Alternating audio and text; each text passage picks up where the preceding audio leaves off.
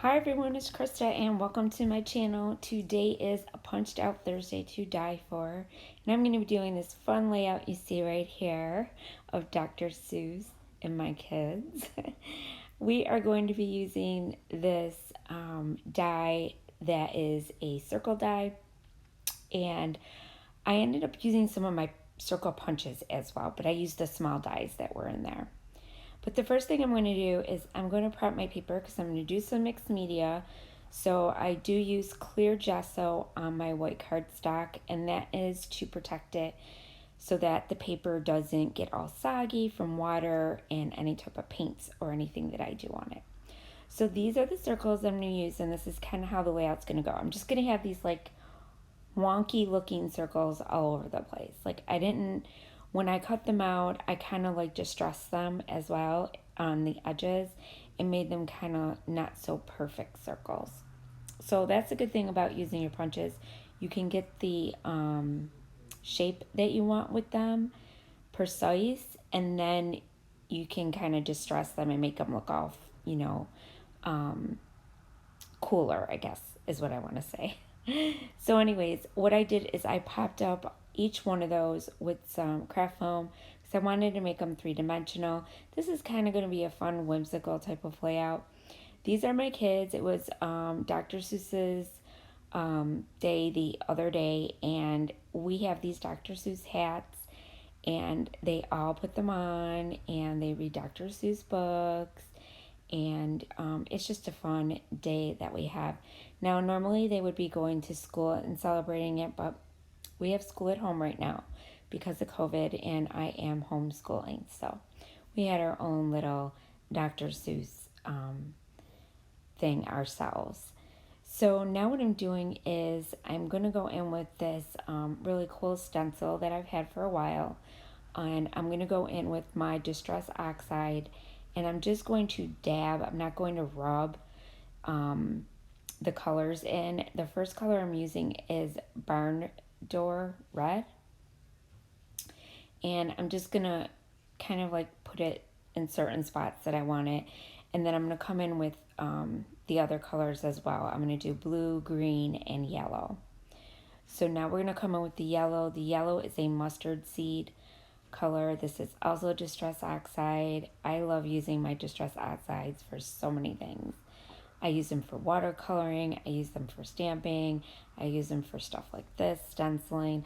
I just love using them. You can use them for so many things. And what I'm doing is now I'm realizing I had to lift up some of these circles in order to get that stencil down flat so that I could get the circles the way I wanted them. Because these are imperfect circles as well. They kind of look like bubbles. And that's what I liked about this stencil. So now I'm just dabbing. I don't want to rub because I don't want it to be too dark. And I do want it light in some spots. So I'm kind of going for that distressed, really cool look. And this layout is going to be so colorful. And that's exactly what I was going for. So I hope you guys like it. I've done a layout like this before where I came in with the stencil like this, and I did bubbles and circles all the way around my daughter's face. And it was just one big one, and it was just so pretty, and it came out so cool. So I love doing layouts like this. Now this one is a new Distress Oxide that I just got. It's called Citrus, but it's like a lime color, and I'm using that one as well. And I'm just going to keep filling around the circle with the different colors. And next, I believe I come in with the blue, which is Mermaid Lagoon. And that one's a really pretty blue. And then that's it for the mixed media. Now, you may be wondering why I did gesso, because I get this question all the time. Why did you use gesso if you didn't do, watercolors or whatever? You can also wipe up your Distress Oxide as well. So if you make a mistake, this is easy to wipe up.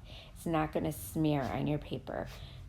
If I wouldn't have put the gesso on, it would smear. So that's why I like using gesso all the time whenever I'm doing any type of mixed media on my layouts.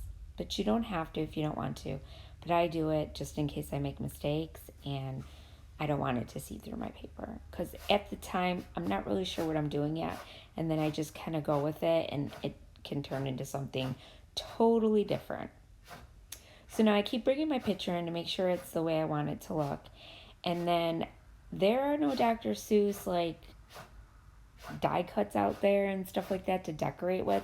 So what I did is I found these stickers at the Dollar Tree, and they were in the school section, like the teacher section for kids. And I ended up sticking a couple of these on my bubbles. And then you see on the left hand side there, I have those Dr. Seuss. Those are actually bookmarkers, but I'm going to use them as ephemera. Yeah. One of them I'm going to cut a little bit, and I'm going to use one large one, which is super cool too. So that's another way that you can, like, if you don't have things that you want to make, you can just always go find stuff at the store and make it whatever you want and put it on your layouts, you know? So this is what I went with, and it worked out great. So I used this whole bookmark because I love it because it says Super Reader. So I really like that. And it's got Cat in the Hat with a book. And then I love Thing 1 and Thing 2. I think it's super cute. So I just cut out the bottom part of this one and kept the top portion with the two of them with their little blue hair. And I'm going to move the circle down, those circles down a little bit so I could kind of tuck him in a little bit better. And that's it. You guys, this was so easy. It was a simple layout, and I absolutely love the way it turned out. And the picture just goes with it so well.